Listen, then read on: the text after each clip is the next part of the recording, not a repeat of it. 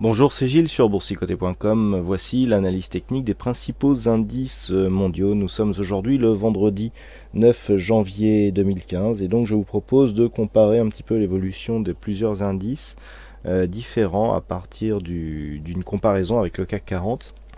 Où nous avons donc une phase d'oscillation qui commence à marquer un espèce de triangle symétrique moyen terme. Et donc pour l'instant on reste ici à l'intérieur de cette configuration.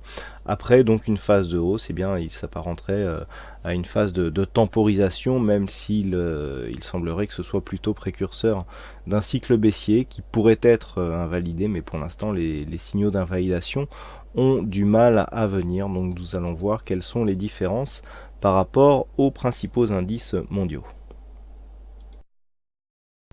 Et nous commençons par le DAX où la configuration est somme toute assez similaire, en tout cas pour ce qui est du point de vue court terme, puisque du point de vue moyen terme, on est quand même sur un contexte qui reste haussier, avec ce nouveau point haut ici qui est apparu suite au point haut que nous avions eu de mi-septembre de l'année dernière. Donc ce point haut ici valide une poursuite du mouvement haussier.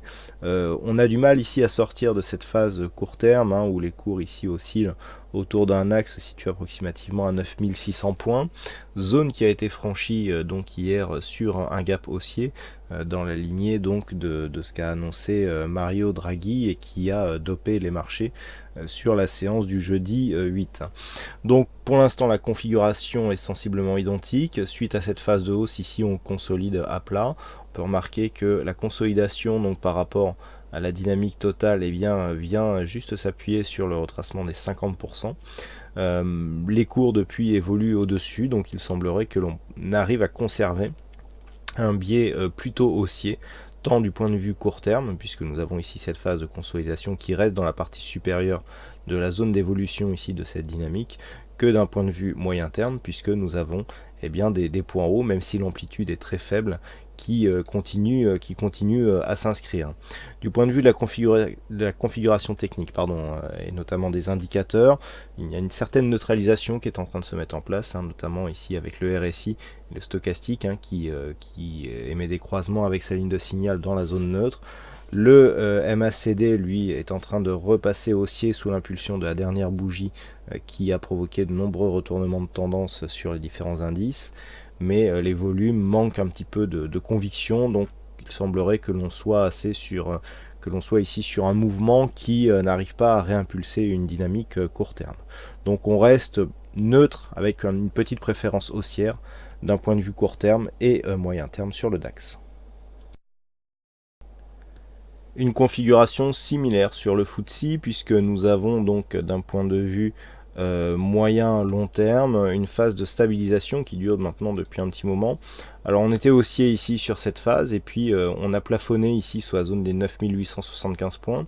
Si on se rapproche un petit peu, effectivement on a eu une phase d'affaiblissement ici qui a été validée par ce point bas de mi-octobre qui avait fait chuter tous les marchés.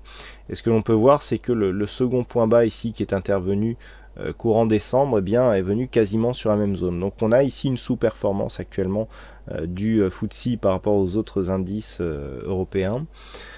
La phase de hausse que nous avons ici suivie d'une phase de baisse va un petit peu dans le même sens que les autres indices, à savoir une phase de stabilisation, sauf que cette stabilisation se fait sur je dirais une zone beaucoup plus basse que sur les autres indices en comparaison de l'évolution antérieure. Donc peut-être un petit affaiblissement en tout cas sur la vue moyen terme en comparaison des autres indices. Du point de vue de la configuration technique, on est sur une configuration sensiblement identique, assez neutre, tant sur le point de vue du RSI que du point de vue du stochastique, puisqu'on vient croiser ici cette ligne de signal, et un MACD qui nous apporte très peu de volatilité, donc très peu d'informations. Donc nous sommes ici dans une phase de stabilisation. Il faudrait vraiment repasser sous la zone des 6090 points pour valider un signal baissier, et à la hausse on attend toujours une rupture haussière de cette zone des 6875 points qui représente, je dirais, presque un plafond de verre que le FTSE n'arrive pas à franchir depuis maintenant quelques mois. Donc on reste aussi neutre sur l'indice anglais. Passons maintenant aux indices américains avec le S&P 500 qui, d'un point de vue court terme, va aussi dans le sens d'une phase de stabilisation, même si nous pouvons voir ici que les points hauts marquent de nouveau plus haut, donc nous serions plutôt sur une prédominance d'une tendance haussière à court terme, avec ici cette phase de progression. Et finalement, si on s'écarte un petit peu, eh bien, on se rend compte que la tendance moyen terme, elle, n'a jamais douté. Autant nous avons un bel affaiblissement sur toute la zone Europe, autant ici sur les US, eh bien, on est vraiment dans une continuité de tendance. Et je dirais que les diverses phases de consolidation que le reste du marché a connues tant en mois de décembre qu'à la mi-octobre, passe pour des épiphénomènes par rapport à ce que nous avons eu en Europe. Là, ici, la phase de consolidation paraît tout à fait dans la tendance de base, alors qu'elle constitue une rupture pour la tendance, en tout cas dans la zone Europe. Donc cela s'explique par le fait que la crise ukrainienne impactait beaucoup plus l'Europe que les économies américaines. Malgré tout, on a quelque chose ici qui reste dans la tendance. Donc sur le S&P 500, on a quelque chose de beaucoup plus dynamique avec donc des retracements de Fibonacci qui nous indiquent que suite à cette phase de hausse, on a consolidé ici sur le 38,2% et que l'on est directement venu sur la phase de point haut. Par contre, le fait que nous ayons eu ce ralliement ici, ce franchissement sur un gap qui a quasiment été comblé, bon il a été comblé ensuite, mais et un échec d'aller marquer ici un point haut avec plus d'amplitude, montre que nous avons un affaiblissement de la dynamique. Alors pour l'instant, du point de vue de la tendance, ça ne se voit pas trop. Le fait que l'on ait eu ici un point bas, que l'on revienne ici et que le second point bas s'inscrive quasiment sur la même zone est assez révélateur de cet état de fait, dans le sens où d'un point de vue court terme, effectivement, nous constatons là aussi finalement un affaiblissement sur la dynamique. Toutefois, les cours restent ici au-dessus de cette zone de 2000 points, zone qui était précédemment une zone de résistance. Donc on reste ici sur un biais plutôt haussier, et biais haussier qui serait validé sur une rupture de ce dernier point haut significatif qui se situe à 2093 points. Il faudrait vraiment venir dans un premier temps casser ici cette zone de point bas qui se situe à 1972 points et dans un second temps sortir de ce trend donc par une cassure de ce support pour inverser la tendance. Donc autant dire que pour l'instant nous en sommes loin et que vu la dynamique actuelle, on serait plus ici sur une poursuite du mouvement haussier que sur un retournement. Mais attention, les deux niveaux ici, ces deux niveaux de points bas, en cas de rupture baissière, pourraient nous donner de premières alertes.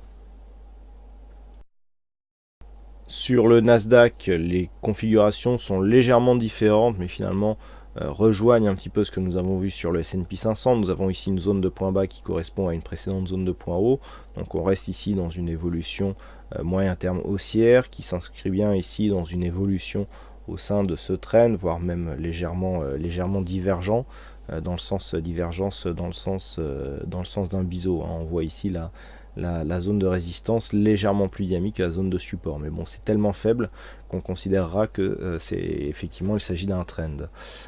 Si on se rapproche, voilà, on peut se rendre compte que cette zone de point bas ici qui est testée par deux fois joue bien son rôle de support, que cette zone donc était précédemment une zone de résistance, qu'il s'agit du retracement à 38,2% de la précédente tendance et que donc pour l'instant nous sommes toujours ici sur une phase dynamique assez importante qui n'est toujours pas invalidée au moment où je vous parle. Donc dans l'éventualité ici où les cours reviendraient sur cette zone des 4347, une rupture, eh bien, nous enverrait des signaux de continuité en direction de nouveaux plus hauts.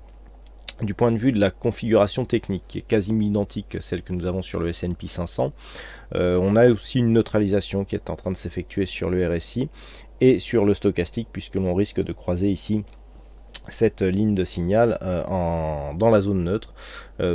Un petit signal haussier donc sur le MACD, mais très faible, enfin je veux dire qui se fait dans une très faible amplitude et des volumes qui sont quasiment dans la moyenne. Donc on le sent, une petite prédominance haussière mais qui se fait sans grosse conviction. Alors on suit le mouvement, on a des signaux qui sont quand même intéressants mais seulement du point de vue chartiste. Par contre au niveau des indicateurs c'est assez mou comme dynamique. Alors il faudrait faire attention de ne pas revenir ici sur cette zone des 4090-4100. Une rupture de cette zone suivie ici d'une rupture de cette zone de support en vert, hein, qui définit donc l'ensemble de la tendance, là effectivement pourrait nous donner un signal de retournement, mais tant que nous restons ici au-dessus des 4100 points, il n'y a aucune vulnérabilité de l'indice américain à court terme. Et enfin le Nikkei, indice sur lequel nous avons une configuration un peu particulière qui était assez décorrélée par rapport au reste du marché sur les précédents mois. On évolue même ici dans un trend qui n'était pas en rapport avec le reste du marché. On avait cette phase de baisse ici qui a provoqué une cassure et puis on est reparti à la hausse, donc sous le fait de nouvelles mesures monétaires concernant le Japon. Et puis par rapport à cette phase de hausse, eh bien, nous allons voir que nous sommes venus quelque part recorréler légèrement avec les différents indices. Dans le sens où par rapport à cette phase de hausse, on est venu ici marquer un point haut, que l'on valide ici une consolidation sur le retracement des 38,2%. On vient marquer ici quasiment le même point haut et on revient aussi quasiment sur ce même point bas du retracement à 38,2%, un peu comme ce que nous avons eu sur les indices américains. Malgré tout, d'un point de vue moyen terme, et là aussi comme les indices américains, on reste dans une poursuite de mouvement haussier, puisque nous avons ici d'une continuité qui nous permet de marquer de nouveaux points hauts au-delà des 18 000 points. Donc pour l'instant, la tendance moyen-long terme n'est pas remise en cause. On est juste sorti de ce trend courtier, hein, court terme que nous avions précédemment, et donc on est en train d'inscrire une nouvelle dynamique qui est compliquée pour l'instant d'intégrer à l'intérieur de lignes ou de trends, puisque c'est encore trop irrégulier. Il n'y a guère que les retracements de Fibonacci qui nous donnent des indications intéressantes. Toutefois, si l'on s'en tient donc au niveau de Fibonacci et des contacts avec les bols, ce que l'on peut voir, c'est que là où nous avions plutôt des contacts sur la bols supérieure dans cette phase, là il semblerait que l'on alterne. Il n'y a même plus ici, on voit ici dans cette dynamique, il n'y a même plus je dirais de contact ni avec la bolle supérieure ni avec la bolle inférieure, ce qui traduit, je dirais, une stabilisation, voire une neutralisation de la tendance court terme. Donc c'est peut-être ce que l'on peut attendre de ce marché. Du point de vue de la configuration, ça va dans le même sens, puisqu'on est neutre du point de vue du RSI. Le stochastique, lui, reste légèrement baissier sur cette phase de baisse, alors que le MACD, lui, serait plutôt haussier. Donc on voit des indicateurs qui ne donnent pas tous les mêmes informations, ce qui traduit, je dirais, un certain manque de dynamique, un certain manque de tendance, et peut-être même des signaux d'hésitation. Donc dans ce cas-là, on s'en remet au niveau horizontaux, et les niveaux horizontaux nous disent que en cas de cassure ici des 16 693 points, donc autant dire 16 700 points, eh bien nous aurions une fragilisation de la tendance, puisqu'on retracerait cette dernière dynamique à plus de 38,2% de Fibonacci. Donc nous avons ici potentiellement en cas de rupture un objectif qui se situe dans la zone 50-61,8, et par contre sur une rupture baissière de cette zone, eh bien on viendrait neutraliser la tendance moyen terme qui continue elle à rester haussière. Et puis par contre, d'un point de vue, si on arrivait dans les prochains jours à une rupture haussière de cette zone des 18 030 points, qui est donc le dernier point haut significatif, eh bien effectivement on relancerait la dynamique court terme et on validerait la continuité de la tendance moyen terme. Voilà donc pour l'analyse de ces principaux indices mondiaux. Il ne me reste plus qu'à vous souhaiter à toutes et à tous un bon week-end, bonne chance dans vos prochains trades, et on se retrouve donc dès la semaine prochaine pour la prochaine analyse technique des indices mondiaux. Bon week-end à tous.